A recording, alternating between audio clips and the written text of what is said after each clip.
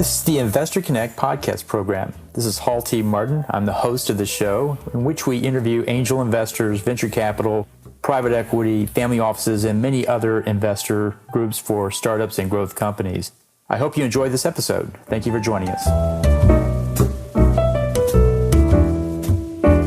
Well, hello, this is Hall Martin with Investor Connect. Today we're here with Breanna Faye of Rloop. Breanna, thank you for joining us. Thanks for having me, Hall. It's great to be here. So what was your background before joining an early stage company, Rloop?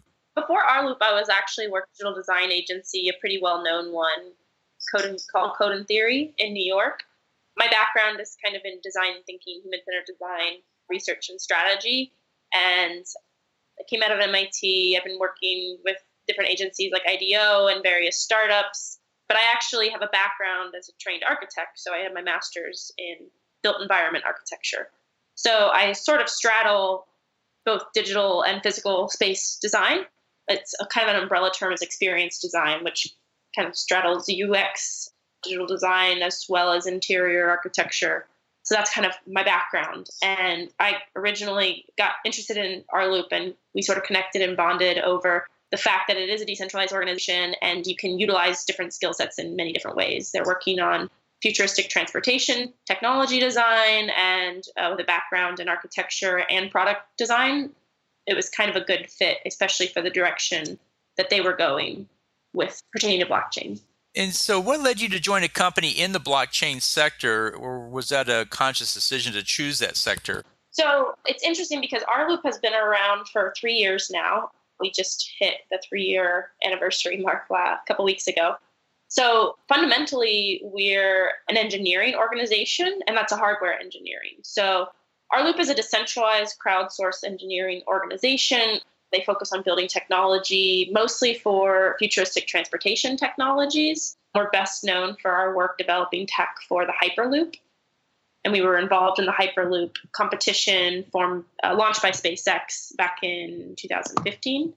So that's how we originated. It's kind of an interesting story. I definitely advise anybody who's interested in learning a little bit more to go check out our website. But that's how that organization formed. As the years progressed, the organization was essentially growing. So it's sort of this snowball effect of volunteers that come in and collaborate on these kind of very innovative, complex engineering projects. After a couple of years, we realized there was a bigger power than the actual Hyperloop technology that we were developing, which we won 3-4 international awards at that time for the tech that we had developed and the designs that we had done for the Hyperloop. But we realized that what was more powerful was this community that we had amassed, this sort of crowdsourced community, and the way we operated as a decentralized organization. So we actually have contributors from over 59 different countries.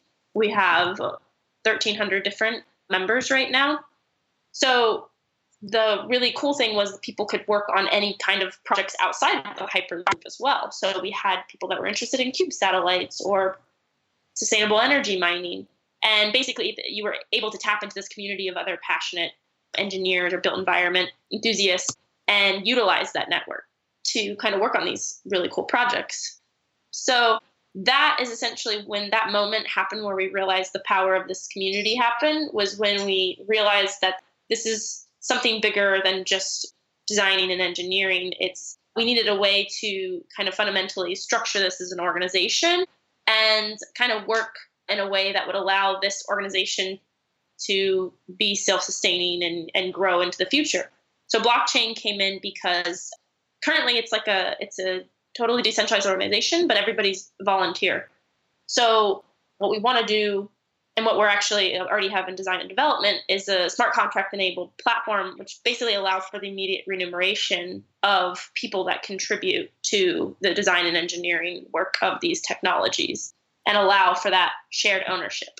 So that we're a very unique organization and startup within the blockchain space, because a lot of startups kind of recently started or have been working only identify as a blockchain company or organization, whereas we were operating for these entire 3 years without, apart from that. And this is now we have a team dedicated to the kind of product design development of this, and also kind of push towards our ITO. So, on your journey through this company, it seems like you picked up a lot of best practices about how to start and run a blockchain company. What would you say is one of the best things you guys did in putting this one together? Well, and again, it's kind of what makes our perspective a little unique is that we are a decentralized organization. This is not owned by six people that are working in a shared co-working space. We're totally remote. All our founding members or kind of original team members are the original 1,300 that basically have joined up until the point we launched our ICO. And everybody has an equal say. So we really are decentralized. And a key part of that is really transparency and open communication. Voting is really important for us in order who makes decisions and how do we proceed? How do we go to the next phase without overstepping? Everybody gets a voice in that kind of way. So that's a huge aspect of transparency is a huge aspect of our organization. And I think any decentralized organization, but we are unique in that way. So this is not owned by just a few people. And we want that to essentially continue to grow. So we want, as our organization grows, people to have and share in that ownership of the designs and development of the work and tech that's happening, as long as they're contributing, whether by work or by contribution in tokens.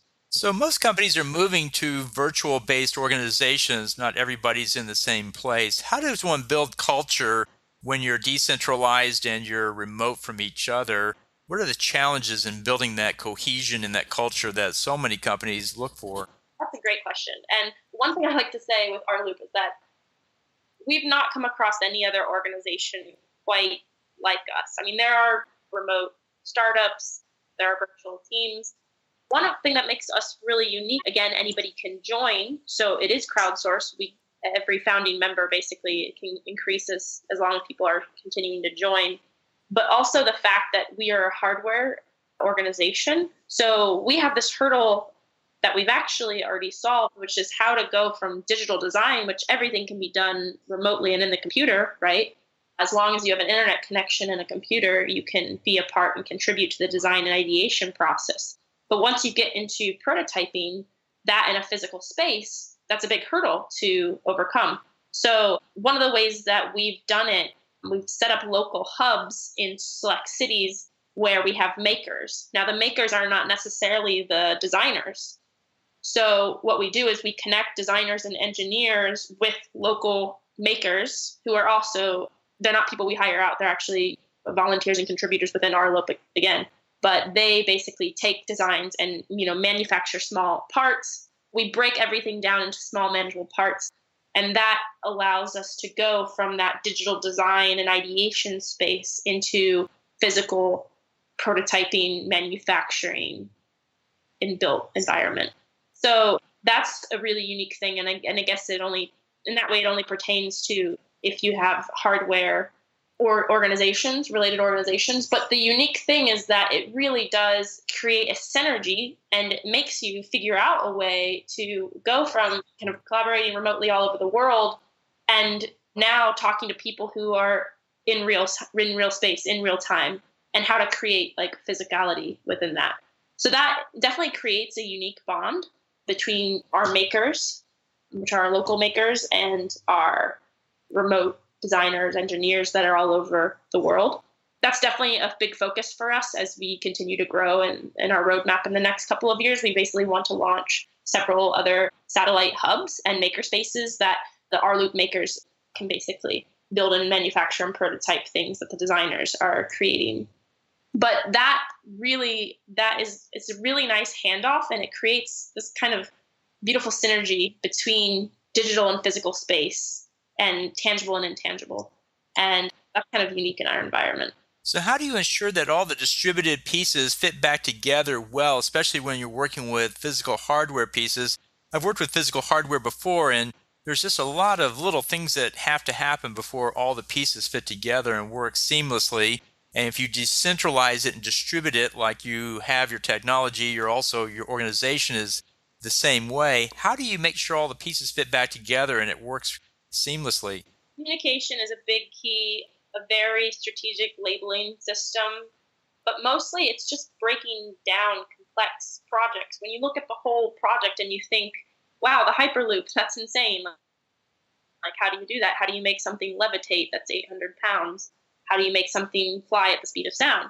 When you say it like that, it seems unattainable and it seems kind of overwhelming. But when you break everything down into simple kind of tasks and bite-size level kind of achievements, it's really easy to kind of compartmentalize what needs to be done.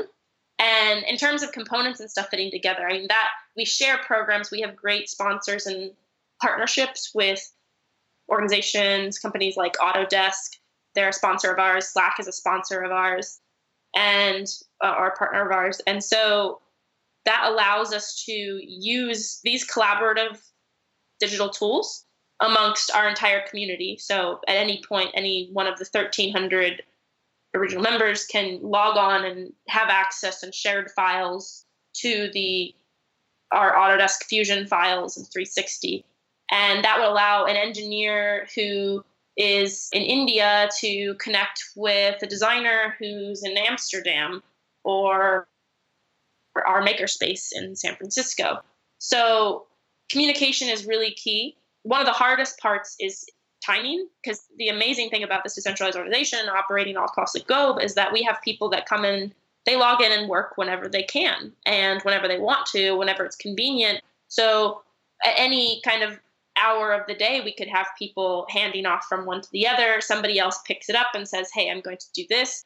So that is another reason why blockchain tech is important to us in terms of kind of creating this very hyper organized way to keep a logged and linear system of what tasks are done by who at what moment, what's that kind of level of contribution in terms of how do you measure that level of contribution within the community, and also what incentive is, how do we measure the incentive that gets paired with that task. So we were talking about several different ways. It could be a bounty system, could also be by voting.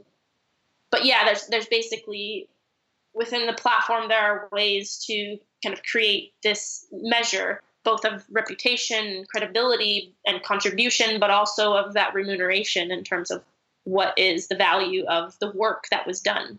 Because you often hear about blockchain solving the supply chain issue or the fintech payment problem, but I haven't really heard anybody talk about it solving the software or the hardware development problem, where you're actually, seems like you're taking the project management tools and marrying with it compensation tools based on the value of what is actually getting done.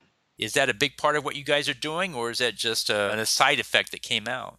So again, it wasn't like we didn't start Rloop 3 years ago with the intent, with blockchain even in mind. But once, like about a year and a half ago, once we realized again that there's something more powerful about more than the 4 international awards that we've won for the Hyperloop and participating at SpaceX and kind of all the amazing things we've done, is that this community continues to grow and continues to want to work on not just the Hyperloop, but other projects as well.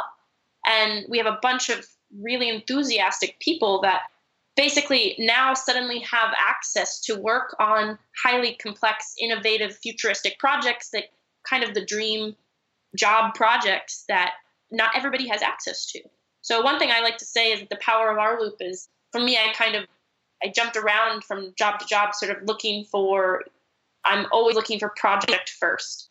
Like, what's the most exciting project? That's where I want to work. That's what I want to do.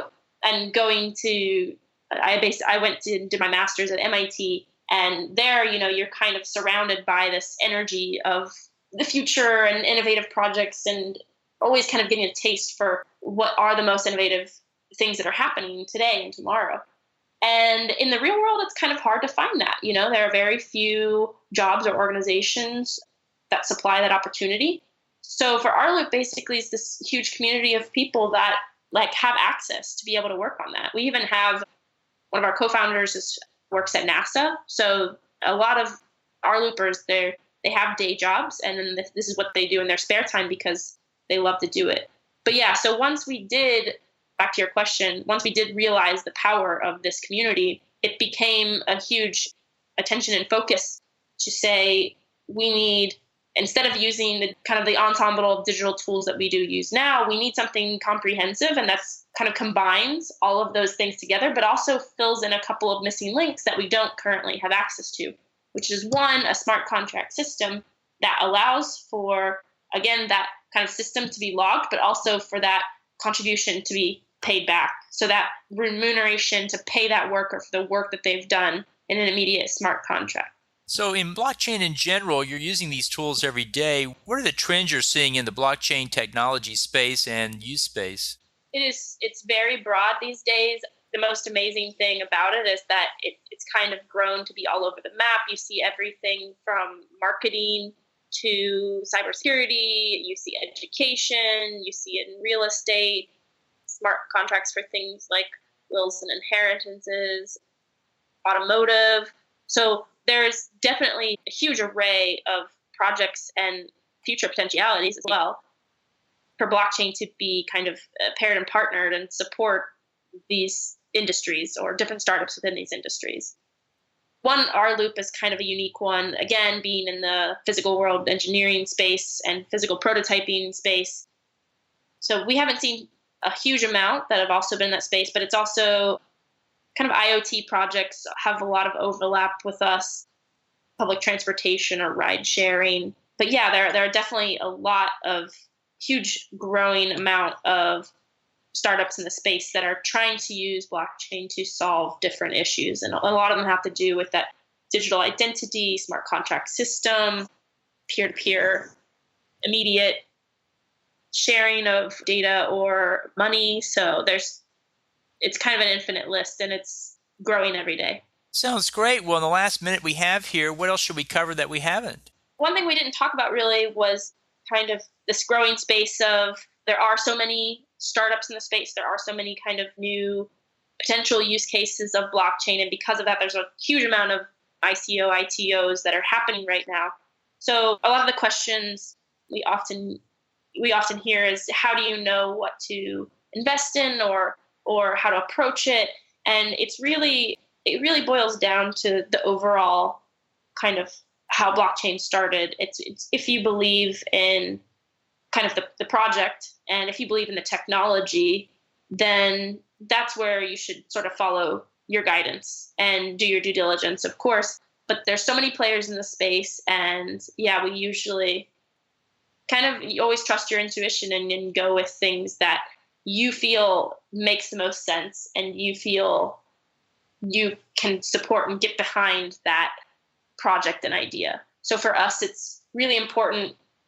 For us as the community and the decentralized organization and decentralized ownership of our organization and of the technology that we produce. And that's something core to our values. So a lot of times it basically goes down to, do your values align? And that helps with sort of being able to navigate the space and trust and confide in who you wish. Well, we appreciate you sharing this information with us today. And what's the best way for the audience to get back in touch with you? Yeah, I would love to be in touch with anybody who wants to reach out and learn more about Rloop and the efforts that we're doing to develop the technology for the Hyperloop. We're also working on an interesting project called rFlight, which is deemed the motorcycle of the sky. I mentioned a couple other projects. The digital physical thing that I mentioned about how we are creating these maker spaces is called we basically have like a smart factory system. It's called Bridge in planning. So I would love for anybody to go check out our website at rloop.org. And you can reach out to me via Twitter, where it's _Breanna Faye. And I'm sure you can link all that. You can also put my LinkedIn. But yeah, I'm definitely looking forward to hearing back from some of you listeners, because definitely welcome any questions and anything in the blockchain space that you want to chat about. I'm all ears.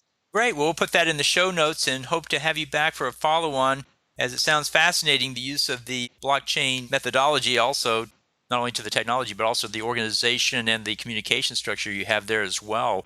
Again, thank you so much for taking time to talk today. Yeah, thank you, Hall. Really appreciate it. Investor Connect helps investors interested in startup funding. In this podcast series, experienced investors share their experience and advice. You can learn more at investorconnect.org.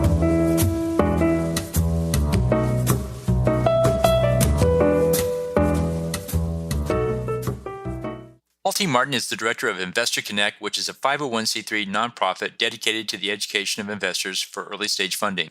All opinions expressed by Hall and podcast guests are solely their own opinions and do not reflect the opinion of Investor Connect. This podcast is for informational purposes only and should not be relied upon as a basis for investment decisions.